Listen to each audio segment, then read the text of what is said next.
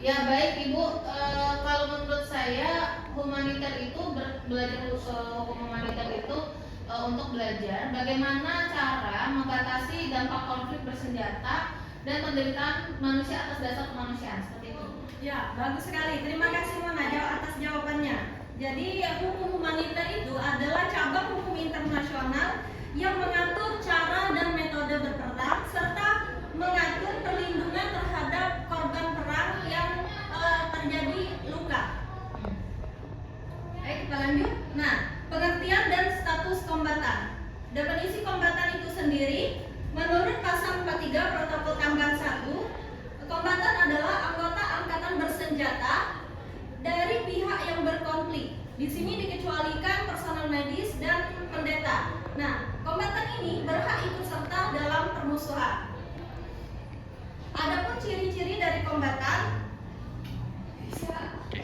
ada yang bisa bantu Ibu untuk menyebutkan ciri-ciri dari kombatan?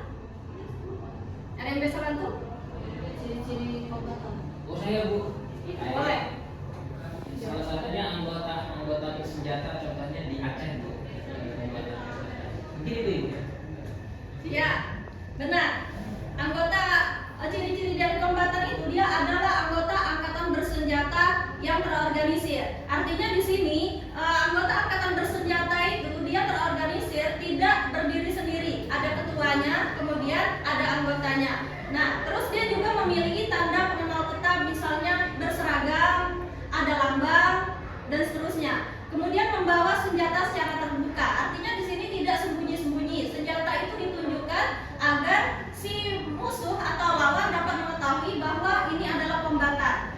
Kemudian mematuhi hukum dan kebiasaan perang. Oke, lanjut. Hak dan kewajiban kombatan.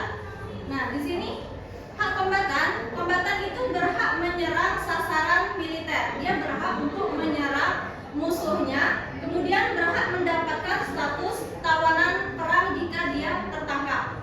Kemudian kewajibannya itu adalah menghormati hukum humaniter di sini. Kemudian siapa saja sih yang termasuk dari kombatan itu? Yang termasuk dari kombatan, yang pertama itu ada tentara reguler. Tentara reguler ini artinya tentara resmi, misalnya tentara nasional TNI Republik Indonesia atau tentara nasional negara lainnya. Kemudian ada milisi dan korps sukarela yang memenuhi syarat tertentu. Nah, ini diatur dalam pasal 4 Konvensi Jenewa, yaitu syaratnya itu dia ada ketua, kemudian dia juga mematuhi peraturan perang dan lain sebagainya, bisa dibaca dalam pasal 4. Kemudian gerakan perlawanan terorganisir dalam kondisi tertentu. Ini dia tidak secara resmi, namun dia ada pimpinan kelompoknya. Ada pimpinan kelompoknya di sini dan dia secara terbuka membawa senjata. Nah, ini juga termasuk dari kombatan. Lanjut.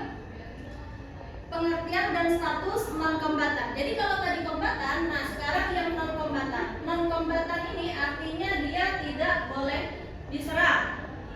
Orang yang tidak atau tidak lagi ikut serta dalam permusuhan. Seperti contohnya di sini penduduk sipil. Jadi penduduk sipil itu dia tidak boleh diserang oleh kombatan atau tentara. Nah, kemudian ada juga tenaga medis seperti palang merah, misalnya, kemudian petugas agama dan lain sebagainya, anak kecil ya, termasuk juga non kombatan. Terus prinsip perlindungan warga sipil yang diatur dalam pasal 51 Protokol Tambahan, yaitu tidak boleh dijadikan sasaran serangan. Jadi mereka ini yang non kombatan ini tidak boleh dijadikan sasaran serangan. Mereka harus dilindungi, harus dibedakan dari kombatan dan objek militer lainnya. Next. Nah, kategori kombatan. Kategori non kombatan. Kategori non kombatan ini diantaranya itu adalah penduduk sipil, tawanan perang. Jadi orang-orang yang dia sudah berubah status menjadi tawanan perang. Kemudian orang yang hors de combat, tidak mampu bertempur, misalnya karena luka atau dia sudah menyerah. Next. Nah, di sini ada memiliki hak, diantaranya itu perlindungan dari serangan. Dia tidak boleh dijadikan sasaran dalam pertempuran. Kemudian dia harus diperlakukan manusiawi, dilarang, tidak boleh dilakukan penyiksaan atau penghinaan. Perawatan, dia berhak juga untuk mendapatkan perawatan medis bagi yang terluka atau sakit. Kemudian perlindungan properti seperti rumah sakit, sekolah, tempat ibadah dan lainnya itu tidak boleh dijadikan objek sasaran perang. Kemudian si non-kombatan juga berhak mendapatkan bantuan kemanusiaan, makanan dan obat-obatan serta lainnya, kebutuhan dasar. Kemudian larangan deportasi dan pemindahan paksa. Nah, mungkin ini hak-hak dari non-kombatan. Nah, selanjutnya kesimpulan. Ada yang bisa menyampaikan kesimpulan dari materi hari ini, perbedaan dari kombatan dan non-kombatan? Boleh, silakan saudara Windy. Baik Bu, jadi dari penjelasan tadi dapat saya simpulkan bahwa jika kombatan itu adalah pihak yang secara sah ikut serta misalnya terkait dengan tentara dan juga kelompok bersenjata yang terorganisir sesuai dengan syarat hukum humaniter. Sedangkan kalau non kombatan itu adalah seperti misalnya warga sipil, tenaga medis ataupun tawanan perang yang bukan merupakan kelompok bersenjata yang terorganisir. Baik, terima kasih Windy telah mendengarkan penjelasan dan mampu menyampaikan untuk kesimpulan dari perbedaan kombatan dan non-kombatan yang telah tadi Ibu sampaikan. Kemudian untuk selanjutnya akan dilanjutkan oleh Miss Raisita. Silakan Miss Rai. Oke, baik, terima kasih Bu Santriana atas kesempatannya. Tadi sudah dijelaskan tentang kombatan dan non-kombatan. Oke, teman-teman sekalian, ada yang tahu perbedaan dari kombatan dan non-kombatan apa? Tadi udah dijelaskan kan, kombatan itu apa? Coba Miss mau tahu tuh, kombatan itu apa? Tadi apa tadi? Kombatan itu yang berkaitan dengan apa sih? Tentara, kemudian orang yang berperang, ya kan? Kemudian yang ikut serta di dalam peperangan. Betul. Berarti kalau non-kombatan perbedaannya adalah orang yang tidak boleh berperang. Iya, contohnya tenaga medis, masyarakat sipil, ya kan? Nah, itu masuk ke dalam non-kombatan, ya. Itu perbedaan antara kombatan dan non-kombatan. Nah, jadi pada hari ini Miss T itu bakal secara luas memahami orang-orang yang ada dalam kombatan dan non-kombatan itu contoh-contohnya di dalam dunia nyata. Oke, sekarang Miss mau tanya, ada nggak sih, pernah nggak sih kalian itu misalnya di dalam kehidupan atau kalian tahu deh kombatan yang kalian tahu kejadiannya misalnya di Indonesia, pernah nggak? Ya? Iya, salah satu contohnya. Oke, Miss kasih spill satu. Itu terjadi pertempuran di Laut Arafura di tanggal 15 Januari 1962. Jadi pada saat itu Insinyur Soekarno memberikan instruksi kepada Tentara Nasional Indonesia untuk merebut Papua itu dari pihak Belanda dengan mengirimkan TNI yang diketuai oleh Yosudarso yang kebetulan pada saat itu pun juga meninggal dunia di dalam peperangan itu. Nah, ini salah satu bentuk kombatan ya. Jadi tentara nasional, kemudian orang-orang yang ikut serta di dalamnya. Nah ya, ini salah satu contoh kombatan yang ada di dunia nyata, yaitu terjadinya pertempuran di Trikora, Komando Rakyat yang disuruh atau diperintahkan oleh Insinyur Soekarno. Oke, kita sudah membahas tentang dari kombatan itu tadi. Selanjutnya adalah non-kombatan. Nah, kalau kombatan tadi adalah tentaranya, maka non-kombatan adalah orang-orang yang harusnya dilindungi dan tidak boleh masuk ke dalam peperangan. Contohnya tenaga medis, masyarakat sipil, anak kecil dan lain sebagainya itu masuk ke dalam non-kombatan. Iya nggak sih? Ya kan? Ya. Nah, non-kombatan ini kita kasih contoh nih. Contohnya tenaga medis ya, yang pernah ada di Perang Suriah. Nah, jadi pada saat itu di Perang Suriah ini pernah terjadi namanya suatu peperangan di tahun 2016 terjadi pelanggaran di sana. Pelanggarannya itu adalah penyerangan di rumah sakit di Aleppo. Pernah dengar nggak itu? Rumah sakit di Aleppo, ya kan? Iya. Ada yang tahu nggak itu tentara dari mana yang menyerang? Itu lagi booming-boomingnya apa tuh, tahu nggak? Amerika bukan Bu? Tentara. Iya betul, hampir benar. Ada lagi yang tahu tentara dari mana itu?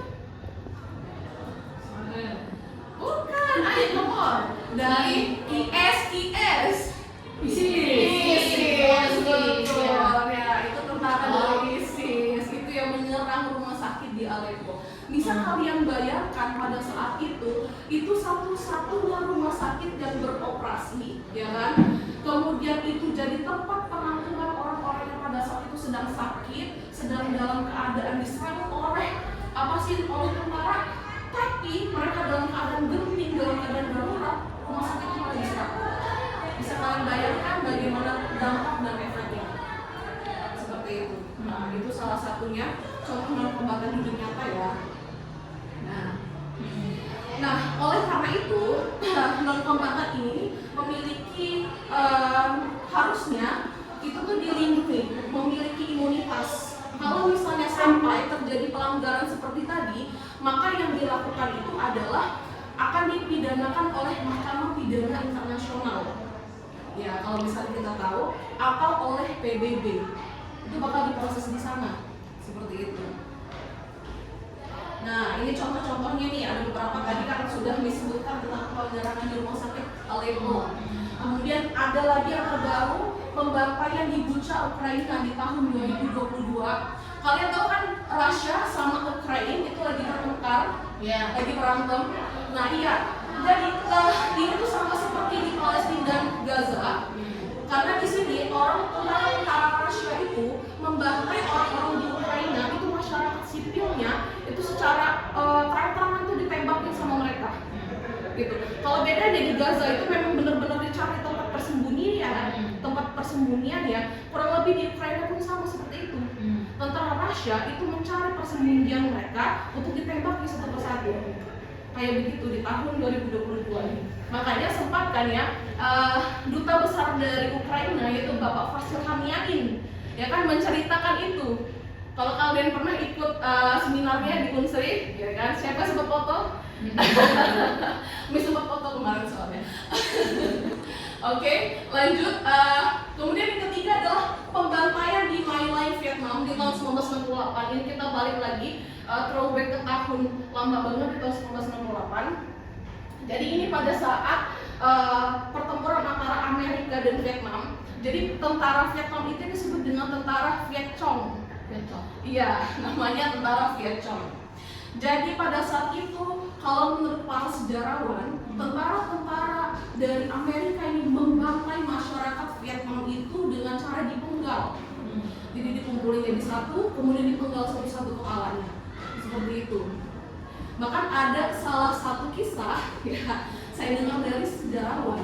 Pada saat itu, Vietnam itu kan daerahnya berawa ya, sama seperti di Palembang. Ya kan? Jadi tentara Vietnam itu yaitu Viet Cong itu bersembunyi di rawa-rawa itu, ya kan? Tapi tentara Amerika kan nggak tahu bahwa rawa-rawa itu banyak buayanya, ya kan? Mereka sembunyi di dalam situ, kemudian tentara Amerika justru dong masuk ke dalam, ya kan?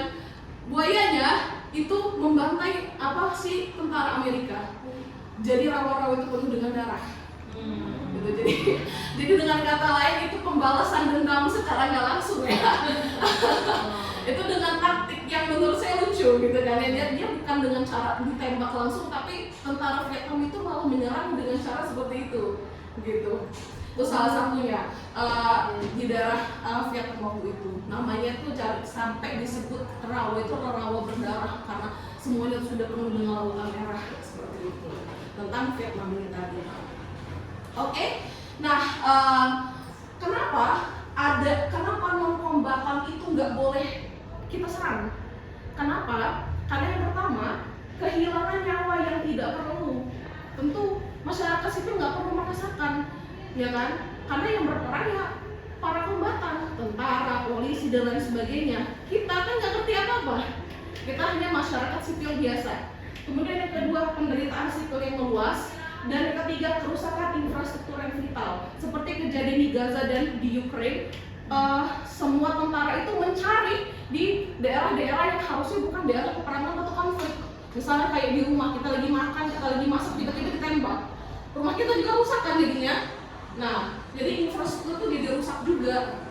Eskalasi konflik dan siklus kekerasan serta erosi kepercayaan terhadap hukum internasional. Jadi kalau misalnya sampai non kombatan ini tetap berlangsung, maka tidak adanya kepercayaan publik lagi terhadap hukum. Kita aja kan kalau misalnya Pak Polisi berbuat tidak menanggapi kasus kita, kemudian di masyarakat ini kayak kemarin tuh ada kasus misalnya pencurian, kemudian pemerkosaan yang tidak ditindaklanjuti, kita ini sudah tidak percaya dengan polisi, apalagi dengan seperti ini. Ketika terjadi pelanggaran hukum tapi tidak ada tindak lanjutnya, maka kita sudah tidak percaya lagi dengan hukum internasional seperti itu. Oke, nah terakhir sebelum Miss tutup, ada yang tahu tentang Holocaust? Oke, Miss kasih dulu Nazi Jerman. Oh, Iya, ada yang tahu? Nazi Jerman di pelopori, iya silakan. Genosida bukan ya? Betul. Terjadi genosida di Jerman ya? Betul, Mona. Ada lagi yang menambahkan teman-teman? Ainun mungkin? Itu pemberantasan kaum Yahudi. Betul, Oke. betul Ainun. Windy mungkin? Cukup. Riko? Kayak saya kurang paham itu Bu. Siap. Riko mah tata negara, Riko mah ya. Oke, jadi benar. Jadi Holocaust ini adalah kejahatan yang dilakukan oleh oleh Yahudi, dipelopori oleh bapak-bapak berkumis kotak. Siapa? Hitler. Betul, Bapak Hitler ya, itu Nazi. Jadi itu adalah pembantaian besar-besaran. Ada satu kisah dari sejarawan yang menurut saya itu sangat sampai dijadikan film dokumenter, di mana ternyata makhluk Yahudi, masyarakat Yahudi itu dikumpulkan jadi satu di dalam satu rumah atau satu tempat, ya kan? Udah dikumpulkan, jadi mereka dipaksa misalnya lagi mandi, lagi ini di rumah mereka dikumpulkan dari satu tempat. Sudah itu ditutup semua jendela dan pintu, ya, mereka dibakar hidup-hidup. Pada saat itu kejadian di Jerman. Itu kejadian di Jerman. Makanya ini udah jadi salah satu peristiwa sejarah yang paling menyakitkan, karena masyarakat Yahudi itu dimusnahkan secara hidup-hidup. Gitu. Dan itu bukan di satu tempat, di semua tempat diberlakukan seperti itu. Gitu. Makanya diperlukan sekali adanya perlindungan terhadap non-kombatan itu tadi. Nah, inilah kesimpulannya. Bu, tanya Bu. Belum Pak. Nanti ya ini ya Deriko ya, sebenarnya Deriko ya. Nah seperti inilah kesimpulan dan implikasinya ya. Jadi bisa nanti dibaca. Miss nanti share apa sih namanya hasil PowerPoint-nya. Oke, baik. Adik-adik sekalian, ada yang ingin ditanyakan terkait dengan non-kombatan dan kombatan? Miss. Ya, siapa duluan nih? Iya, silakan. Mengkonfirmasi Miss, apakah benar menurut teori konspirasi ini Hitler ini Miss dimakamkan di Garut Miss? Mungkin itu bisa ini Miss. Wah, luar biasa sekali Riko. Riko sering nonton si George ya. Oke, baik.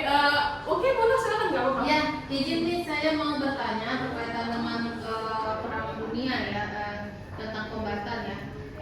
Apa mungkin Miss bisa mencontohkan satu kasus yang dimana tadi kan Miss bilang bahwa untuk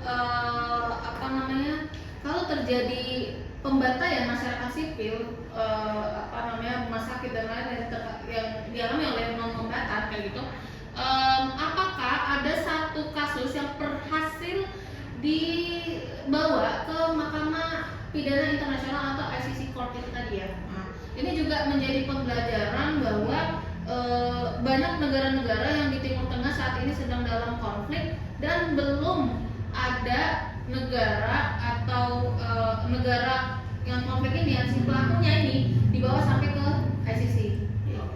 Baik. Itu ada nggak bisa kita jadi pelajaran? Oke, baik. Terima kasih atas pertanyaan Mona.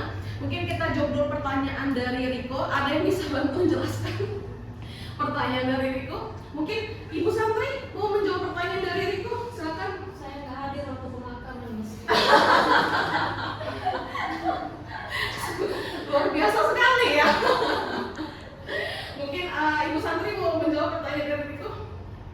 Itu apa? Kak Bay, kali Nggak apa-apa. Oke, baik, terima kasih Riko atas pertanyaan dan juga Mona. Jadi teman itu apakah dia meninggal di Garut ya? Oke, sebagai penikmat konspirasi saya juga agak jauh kesinambungan Jerman dan Garut gitu ya.